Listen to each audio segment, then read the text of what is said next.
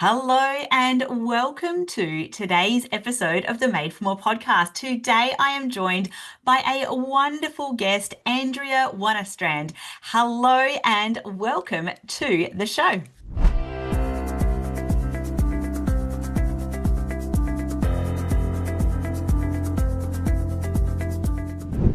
Hi, Ally. It's a wonder to be here. I'm excited for today's discussion. Me too. I cannot wait. But before we get too far into it, can you share with our audience a little bit about where did you come from and where are you going? Sure. Let's see. I've actually had two major careers. I spent about 18 years in telecommunications, and I was an IT program manager. And when I was early on at T-Mobile, about 20 some odd years ago, my stakeholder was a VP of HR, and she noticed something about me, and she wanted to bring me over about running her direct as director of org effectiveness. So I went over and started doing HR work. She said I had a passion for what the people systems were doing and that I lit up on that. So I literally had a major career shift from IT program management into a org role. And I felt like I needed to go get something touchy feely. So I went and got a coach certification back in the early 2000s. Oh, And fast forward 25 years later, and I have had the opportunity to work in multinationals such as Microsoft, Meta, Hitachi, and run leadership development and coaching programs, as well as manager capabilities in particular. Where am I going? Let's see, about 5 years ago, I did leave corporate America and I started up my own business, A3 Culture Lab, which I'm sure we'll talk about a bit today. And I also am a lavender farmer. One of my businesses, I moved out of the city and I own a 5-acre lavender farm here in the Pacific Northwest on a small island outside of Seattle. wow. That didn't say that in your bio beforehand. We've had to talk about lavender and planting. My goodness, what a journey. So, the shift from IT and programming into the people part of business, tell me a little bit about that transition, because that in itself is a different mindset. Typically, we don't see people that are, and I'll do air quotes here, your IT specialists really thriving in the space where they're thinking about people. How did you find it? Um, by happenstance. I think I got lucky. I had a leader who saw something in me. She pulled me aside one day and she says, I need to talk to you. And when your main stakeholder says that, you go, okay. And she pulled me aside and she goes, well, I've got some feedback for you. And I'm like, okay. And she's like, look, I've just noticed that you really kind of your eyes get a little dull when we're talking about bug reports and next release cycle, but you really light up when we're talking about the people section. She goes, and don't get me wrong, you're doing a great job running. I mean, I was running a $10 million program, and this is 2003, right? So it was, no small job. So she took a chance on me and she promoted me and brought me in as her director of org effectiveness. I was good at project management, and a few years later I was running Bill Gates' performance review when I was going to Microsoft. So I evidently had an innate ability that I was able to progress, and I ran the performance management program at T-Mobile, as well as then was hired by Microsoft a few years later to do the same and started my career really on the people side. Amazing. I love that. What a journey. What a transition. And obviously, some really deep insight into how those parts of the business operate. And I think it's that full spectrum. So I wanted you to come on the show because we were going to talk about a very, I think, very interesting, perhaps a little bit controversial topic around kindness versus niceness. Can you lead us into that? Sure. So, kindness versus niceness. Nice is very surface level, Mm, right? We're mm, being nice. The substantive essence of kindness is with courage to say the hard thing, but you're mm, focused on future growth. Whereas nice wants to just keep harmony. And the proverbial elephant in the room never really gets mm. addressed. So you're just putting decoration around any issues that might be in the organization. And I talk about culture is how you get things done. And so if you're not addressing the hard issues, you're increasing stress in the environment, you're postponing the inevitable, and you're not creating an environment of trust. My goodness. Yeah. I mean, you're speaking to the converted. I speak a lot around courage and leadership and leaning into those uncomfortable conversations. But I love what you said around just putting some decoration on it.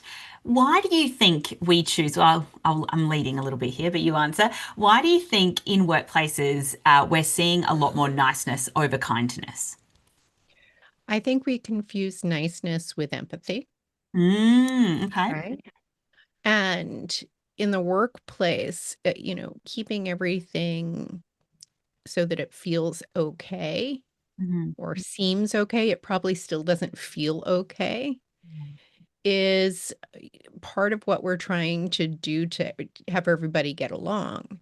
You can Mhm. get along and still disagree. And so it's a bit of myth busting in the fact that true leadership is really having the courage to say the hard thing, but doing so with care. I'm not talking about brutal truth and bashing people over the head with it, Ellie. I'm talking about being able to say, this isn't working, but I see potential as to how we can make it work, and I'm ready to partner with you to do that, as an example. Mm, mm, Versus, "Oh, that's okay. We'll get it next time," or not even talking about the topic and avoiding it. So it's stepping in with courage and doing so with kindness in the aspect that you're focused on the well-being of the other individual as well as the organization. yeah, yeah, absolutely. And I think and you would be familiar with this in your work as well, what do you see as sort of the differences between having a culture, and I'm talking the differences in performance and perhaps output, and overall harmony, with cultures that are, again, air quotes, nice versus the cultures that are kind? What are you seeing as as a KPI, as a commercial, I guess, return on niceness versus kindness?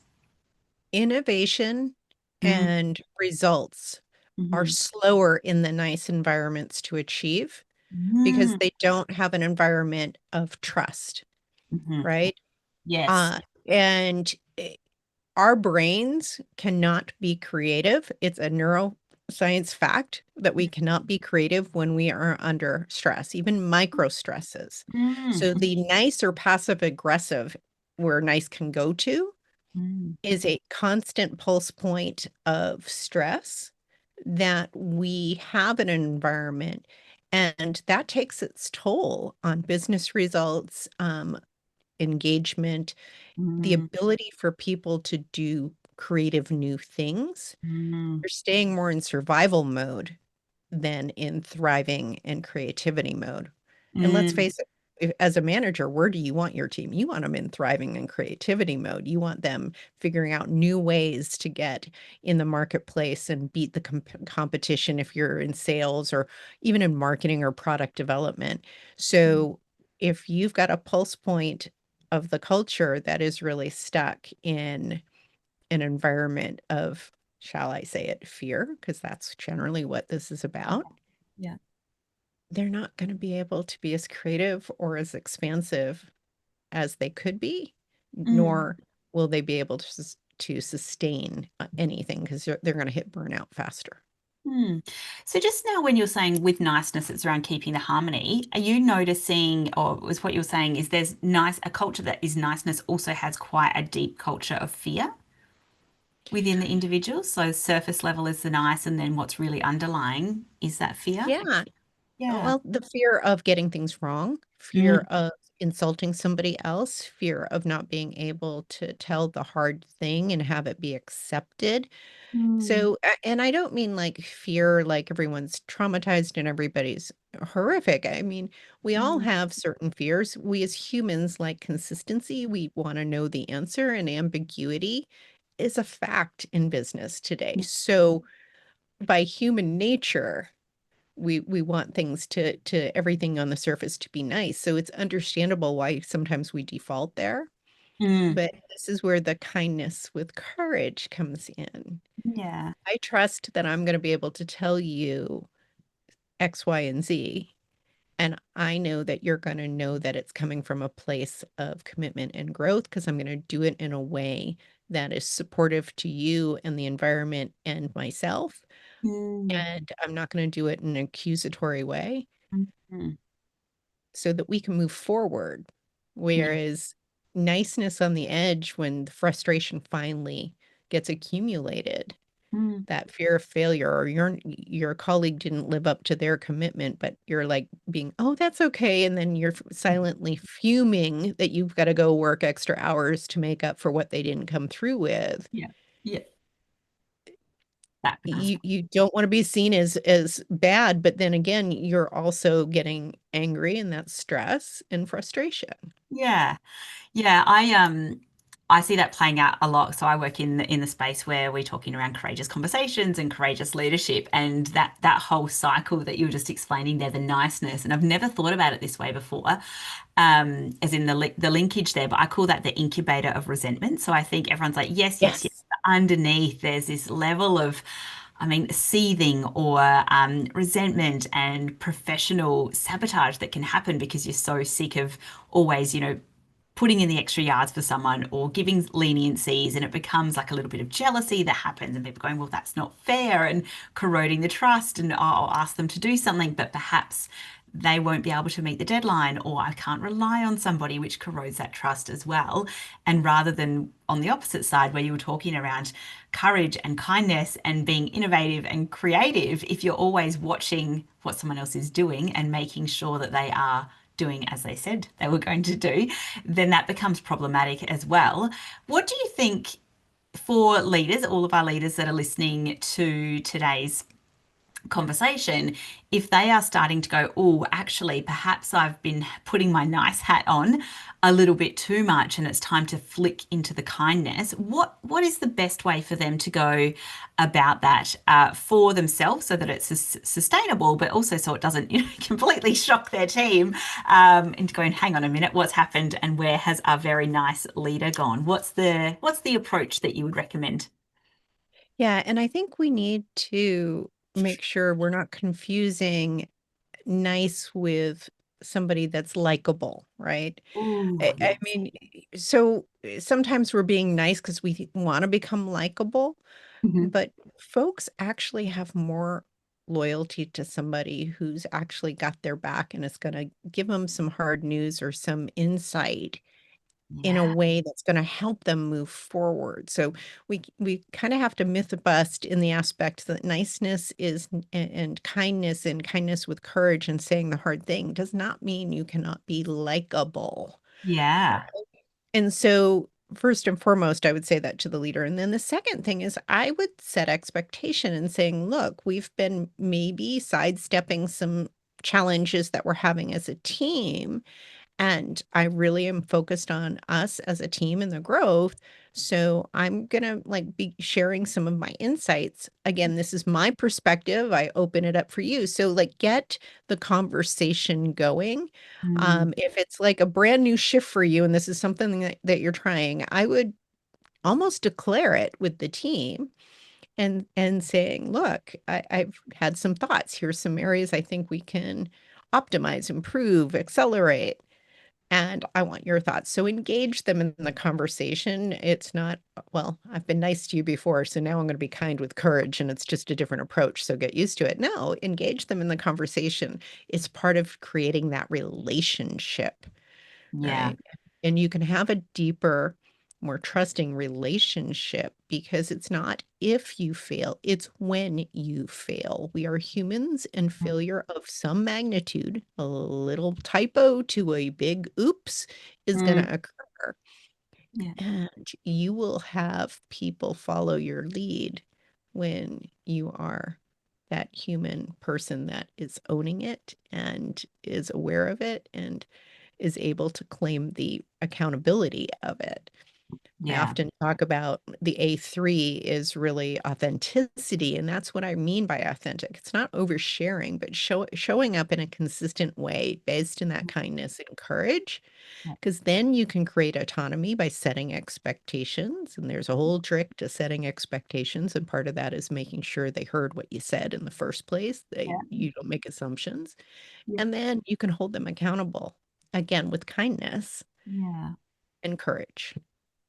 Can we actually touch a little bit more on your A3 model that you were just going through, and that's around like the authenticity, which is the consistency, and you mentioned earlier how that was then leading to the more consistent. That's what we crave as humans is that consistency, and certainty, which is a little bit difficult in the world of work at the moment, but that's what people really need to have that trust, build that trust, have those cultures of innovation and creativity for leaders to be authentic. And I do think, I'm not sure if you're getting this in your area, but particularly in Australia, the word authentic has been bandied around to the point now where it's a little bit of a, I wouldn't say a mockery, but people are so busy Mhm. being authentic that it's kind of lost its essence around how important it is. Are you able to share your thoughts on authenticity and how that plays out for leaders?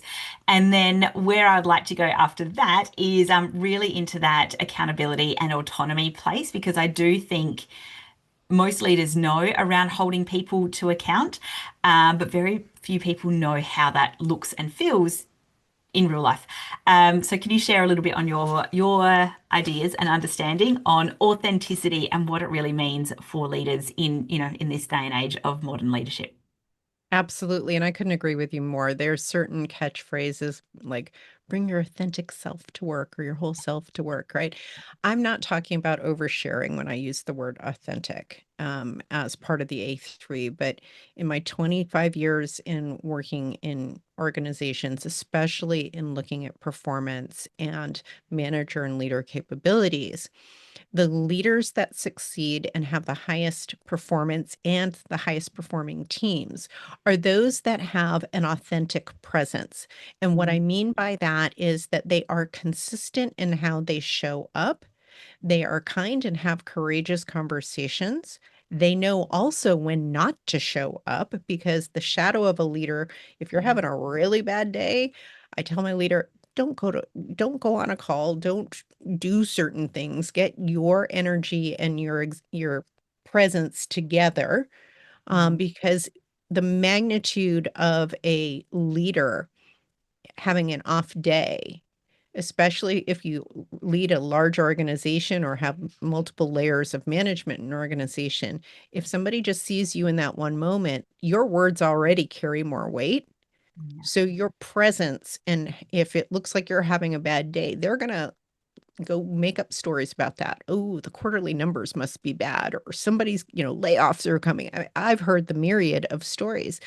So, this idea of authenticity is having a consistent presence, Mm, something that you're known for. You can have your own style of leadership. We've got, introverts, extroverts. I'm not saying any of the above is right. It's just what's right for you so that when something happens, like we talked about earlier, they know what to expect as far as he's going to come in or she's going to come in and they're going to tell us the real deal, what the impact is and what we need to do next or brainstorm with us.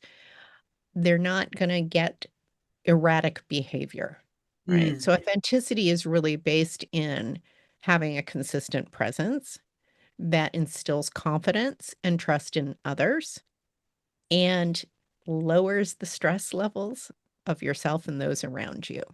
yes, wow. Are you able to, because I don't think this gets enough airtime in the corporate world. You mentioned around energy and that authentic energy. Can you talk a little bit around energy versus, mindset and setting yourself up with the right intention? You also said around leaders knowing when not to show up. What are some of Mhm. your tricks to, you've had a rough day, you've spilt the milk, the kids are late to drop off, you're not having a 10 out of 10 morning. What are some of your tips for resetting a shitty start to the day? Right. Well, you're talking about our emotions, right? And we are electrical beings. We are energetic beings. In fact, emotions show up for you physically before they ever get to your thinking brain. All right. Your nervous system and your emotions live in our subconscious, Mm-hmm. and that it's going to rise for you. So your heartbeat might be going up, your, shoulders might be tight, your teeth might be clenched. Those are Mm-hmm. physical signals before you even like yell because of the spilt coffee or whatever is frustrating you.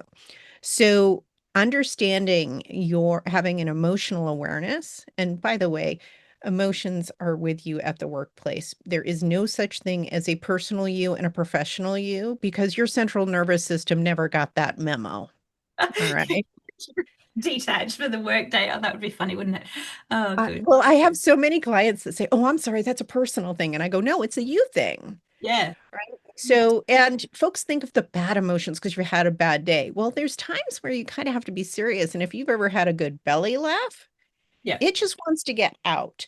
Yeah. So, when I talk about a leader, if you're having a bad day, for whatever reason, maybe you've had a personal situation, maybe you're going through a health issue, whatever it is, and it's not something that you can broadly share, make sure you take time for you to reset. And I Mm, think later in our discussion, we're going to talk about, some tips for folks to take away, and I'll share some things that you can do for an actual reset. mm, But this idea of I need to manage my emotions and I need to have an emotional awareness of my emotions because they're going to get out whether I want them to or not. And mm. I can either manage them. I notice I didn't say control them. I said manage them Yes. in a way that is beneficial to myself and those around me. And that's what's so important. And that's what an authentic leader is able to do is they have self-awareness, and self-awareness is a journey. You're going to keep learning things about yourself for the rest of your life, Yep. but you're going to start knowing certain patterns. And I have clients that have seen, oh, my stomach's getting a little tight, or, I can feel my heart rate going up. They start recognizing it before it even hits their thinking brain and going, Yeah. okay. And we're doing it from memories.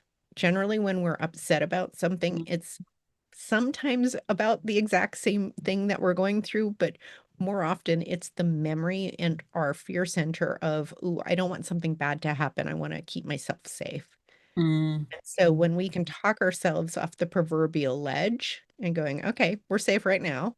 We've handled it before, we can handle it again." Yeah. We can catch those emotions and manage them in a positive way that helps us. Yeah. Do you know one of the most valuable leadership lessons I ever had, and this was very early on in my leadership journey, and I was teeny tiny. I was in my early 20s, and had quite a large leadership role. And part of my intention of showing up as a leader and trying to prove myself, and was this cool, calm, collected, poise under pressure. Always professional, I towed the corporate line, and was working, extremely long hours, super stressful environment. And one morning I'd had a bit of a run in, got stuck in traffic. We'd spilt the milk, done the whole thing. And I remember walking into the office and I explained it as like a barrage of just, everyone was kind of coming to me with their problems and blah, blah, blah, blah, blah, blah, all of this whinging and whining. And I had a full on tantrum. Like all of a sudden, everything that I'd been holding together in this, perfectly controlled persona of the perfect leader came out, and I had a real tantrum, like went stomped out, when Mhm. went and gave myself 10 minutes. And I thought, oh, goodness me, that's the end of leadership. I'm going to get marched into HR. This is going to be a huge problem. And I had to go and like really swallow my pride, walked back into the office, and my team was standing there like mouths open.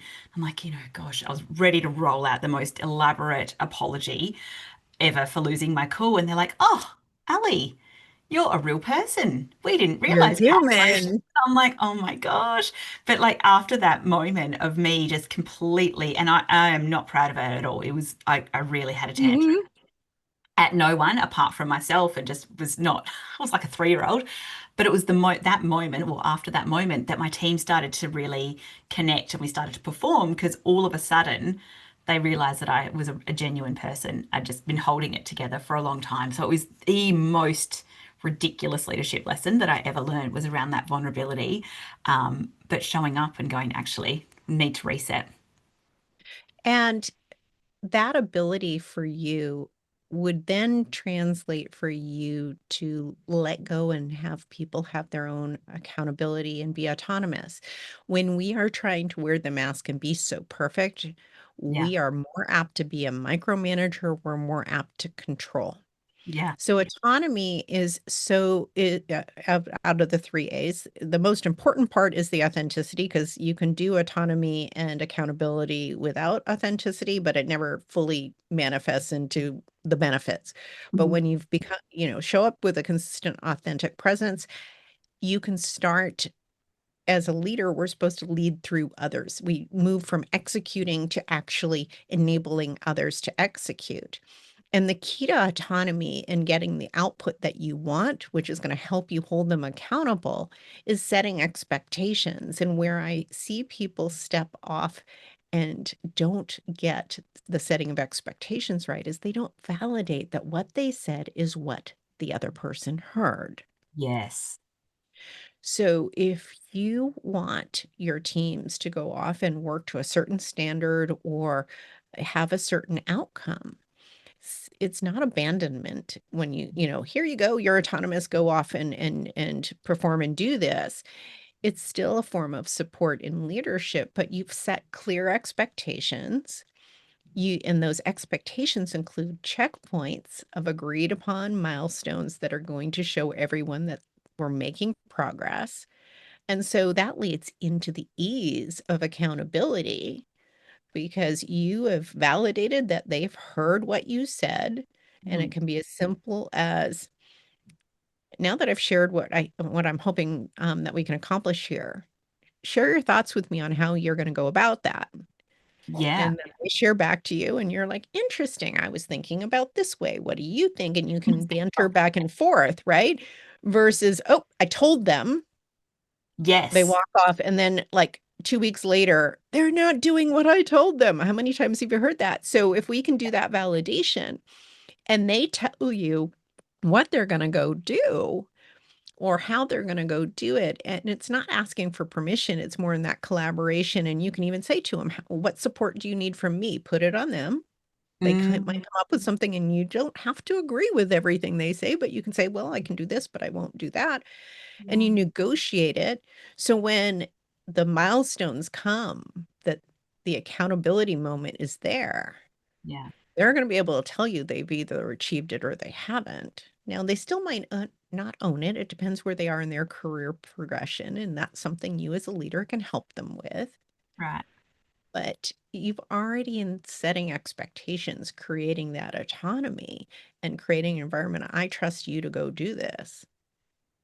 You Yeah. can then hold them accountable, and you don't have to wait for the performance review or the formal cycles. You can do it in a real-time collaboration as you move through the milestones to accomplish your goals. Mm.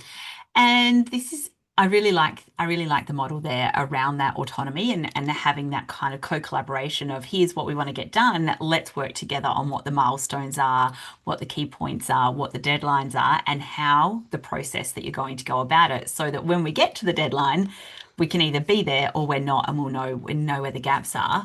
When it comes to the accountability piece, I think, and correct me if I'm wrong in thinking this, is that where we're seeing sort of the niceness versus kindness comes in as well? You know, Mhm. hey, we've got the deadline, we're past the deadline, and you didn't do what you said you were going to do. It's okay, I'll fix it as the leader. Or how do we hold people to account when they have not met deadlines or have not performed at what the agreed upon level was?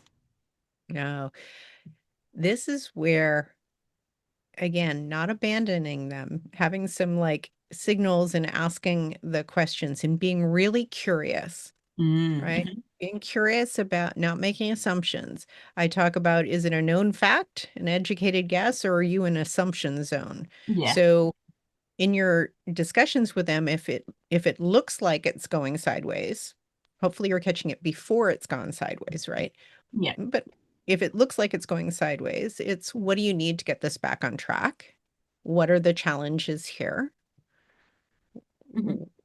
What are the other options that we can do to get it where we need to? Hmm. And if it is in the after fact, you can say, well, what could have been done differently? Right? Yeah. You do that reflection versus you said, and the whole blame game. That doesn't help anyone.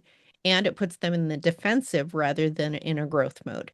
And we want to Mm. get them in a growth mode because growth happens not just in career discussions or formal development discussions. It happens in the feedback and the insights, and the feedback can be the attaboys, great job, keep it going, to the I think we're going off course here. Here's some things that I think we should think about. What are your thoughts in getting them involved in it? And Mm. the more it's their idea, the more apt they are to actually do it. Yeah, yeah. And I completely agree with you. I think there is the tendency to wait to give that kind of feedback until a performance review period. And depending on the cadence and the cycle of that, we could be putting up with poor performance or things that are going in the wrong direction for 3, 6, 9 months. We may as well just get onto it straight away so we can course correct.